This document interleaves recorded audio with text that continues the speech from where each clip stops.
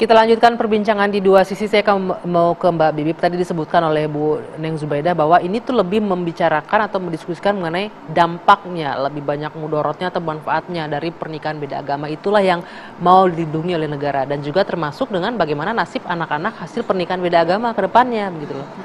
Nah, jadi izinkan saya mengembalikan perdebatan ke soal tata negara. Kita harus menyadari, Mbak Anggi dan juga pemirsa, saya kira penting juga untuk diketahui bahwa lazimnya dalam sebuah negara yang tidak berdasarkan agama, seperti misalnya Turki, pilihannya atau menikah itu adalah dua soal. Pertama, persoalan pencatatan, dan itu yang utama, dan yang kedua adalah persoalan agama.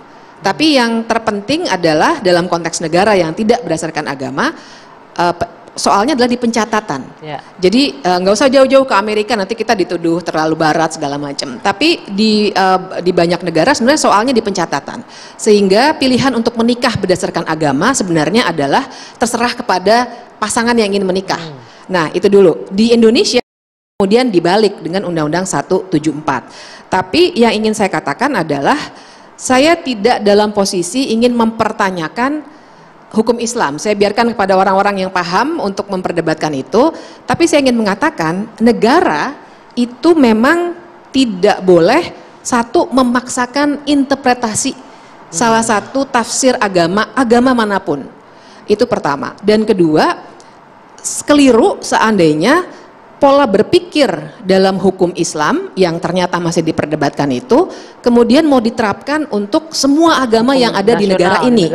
Negara tidak boleh dalam posisi itu, karena Undang-Undang Dasar 1945 jelas menyatakan soal hak beragama dan juga hak untuk menikah. Jadi itu HAM juga tuh. Sehingga kewajiban negara, jadi ada duty bearernya, orang yang harus memenuhi hak-hak warga, itu kan negara. Kewajiban negara adalah untuk memfasilitasi pencatatan perkawinan itu. Yang saya khawatirkan, pertanyaan Mbak Anggi kan tadi, gimana dengan anak-anaknya?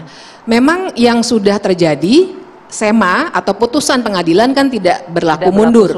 Dia pasti berlakunya ke depan. Artinya effectively, sayangnya menurut saya tidak bisa lagi dilakukan penetapan. Tapi untuk yang sudah terjadi, anak-anaknya sudah tidak bisa diganggu gugat lagi sebenarnya hak-haknya. Nah, kedepannya itu yang makanya kita harus permasalahkan, karena artinya menurut saya dengan kondisi seperti ini yang terjadi adalah seakan-akan negara mendorong warganya untuk melakukan, ya kalau saya boleh bilang, penyelundupan hukum agama. Jangan-jangan nanti akan ada yang pura-pura jadi Islam dulu atau sebaliknya dan seterusnya. Yang penting bisa menikah dulu, kemudian nanti balik lagi misalnya. Ada pilihan untuk menikah di luar negeri, tapi kan itu kemewahan. Enggak semua orang bisa melakukan itu. Mas Henry, ini pemerintah jadi seolah-olah memberikan Iya, saya sampaikan tadi dari diskusi dengan Yang Mulia itu, salah satunya masalah penyelundupan hukum ya. Jadi memang saya kira apa yang dilakukan oleh Mahkamah Agung itu dalam rangka menertibkan semua yang tidak. Saya begini waktu diskusi itu, Yang Mulia saya bilang, bagaimana mungkin dalam satu keluarga dengan dua hukum agama yang berbeda? Bagaimana dengan anak-anaknya? Bagaimana dengan hak warisnya? Itu pasti nggak ketemu. Bisa jadi nanti dari persoalan hukum perdata menjadi pidana. Kenapa? Dua anak bisa saling bunuh, bisa ribut. Kadang-kadang dalam satu hukum pun masih bisa ribut. Nah, ini artinya di sini letak yang saya sampaikan tadi. Saya berterima kasih kepada Mahkamah Agung yang menetapkan semua ini untuk kemaslahatan anak cucunya, atau ketertiban dalam taat hukum. Betul tadi, kita bukan negara agama, tapi kita berdasarkan Pancasila. Sila pertama, ketuhanan Maha Esa, wajib semuanya beragama. Nggak boleh dari nggak boleh punya agama. Nah, negara tidak boleh intervensi.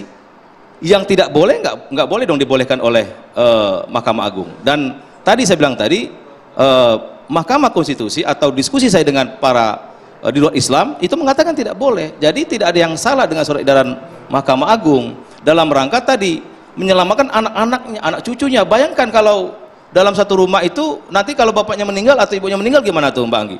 Membahas ahli warisnya gimana? Pakai hukum yang mana? Terus status anaknya gimana?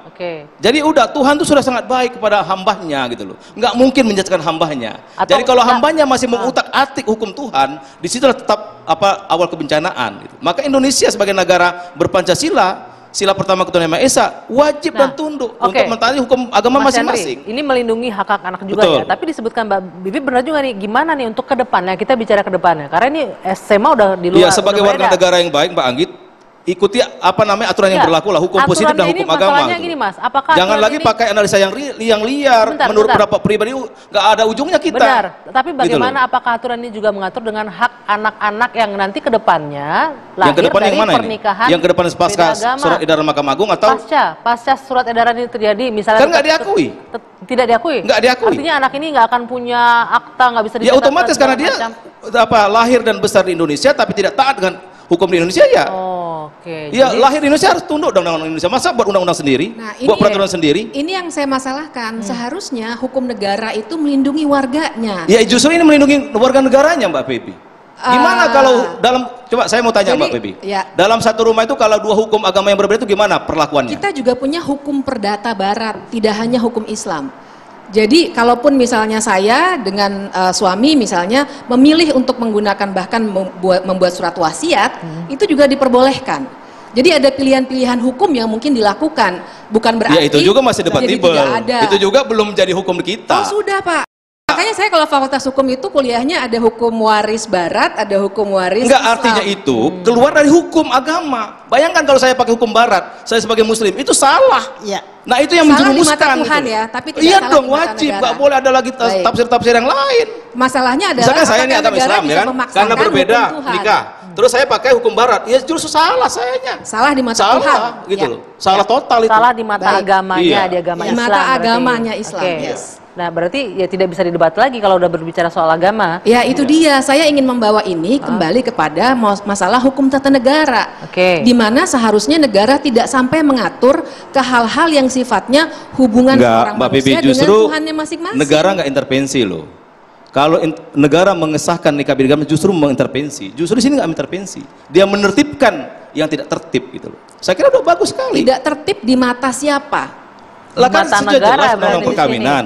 Mahkamah Konstitusi walaupun tadi secara tidak langsung melarang beda agama, tapi kan jelas pasal 2 ayat 1 yang digugat. Dan yang menggugat itu ada nikah beda agama, jelas itu kok.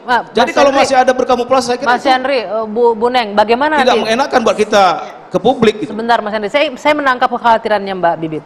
Bagaimana nanti ketika akhirnya ya mau nggak mau terpaksa kan ada nih orang yang dengan pura-pura menundukkan diri ke agama tertentu, yang penting yang bisa dicatat deh akhirnya pernikahannya, akhirnya ada seperti itu nanti jadinya. Ya pertama saya akan menyampaikan tadi tentang hak beragama. Hak beragama itu ada di dalam pasal 28I ayat 1 Undang-Undang Dasar 1945. Ada hak untuk hidup, hak untuk tidak disiksa dan sebagainya, ada 7 hak. Salah satu haknya hak beragama tidak dapat dikurangi dalam keadaan apapun. Nah, hak beragama di sini adalah berarti hak untuk menjalankan perintah agama masing-masing, juga hak untuk tidak menjalankan larangannya. Nah di Indonesia, untuk orang Islam di Indonesia, maaf ini, saya katakan maaf ini karena banyak tidak sependapat juga nih Pak Yandri. Jelas-jelas untuk hukum perkawinan Islam katakan di Indonesia itu dilarang perkawinan antara orang Islam baik laki-laki maupun perempuan dengan orang yang bukan Islam. Ya. Seperti itu sudah jelas. Nah, dalam hal ini tentunya tadi terkait dengan apakah hukum agama jadi sumber hukum? Ya, ada dalam TAP MPR tahun 1999 tentang GBHN itu masih berlaku berdasarkan Undang-Undang Nomor 17 tahun 2007 tentang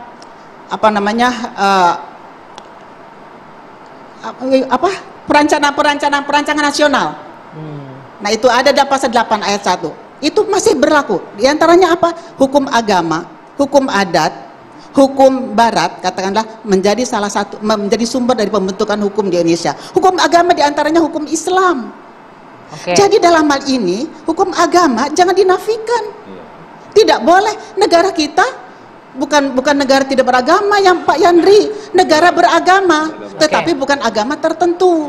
Karena kita kalau mengacu ke pasal 29 ayat 1 Undang-Undang Dasar 1945, kita sering menggunakan, Bivitri, kita sering menggunakan tafsiran Prof. Zairin. Di antaranya apa? Di antaranya di dalam negara Republik Indonesia tidak boleh terjadi atau berlaku kaidah-kaidah bertentangan dengan syariah Islam bagi orang Islam, yang bertentangan syariah Nasrani bagi umat Nasrani, dan seterusnya. Yang kedua, negara berkewajiban untuk membentuk peraturan perundang-undangan berdasarkan syariah Islam bagi umat Islam atau syariah Nasrani bagi umat Nasrani, dan seterusnya, sepanjang memerlukan kekuasaan negara. Undang-undang perkawinan memerlukan kekuasaan negara untuk membentuknya. Baik, nanti kita akan lanjutkan, Bunda. Kita harus tunggu jeda dulu. Pertanyaan selanjutnya adalah, lalu bagaimana jika ke depannya tetap ada dua insan yang berbeda agama yang tetap ingin menikah, nasibnya bagaimana nanti dengan ada aturan ini? Sama sekali tidak bolehkah hak-hak mereka untuk bisa mencatatkan pernikahannya? Kita jawab usai jeda saat lagi di Dua Sisi.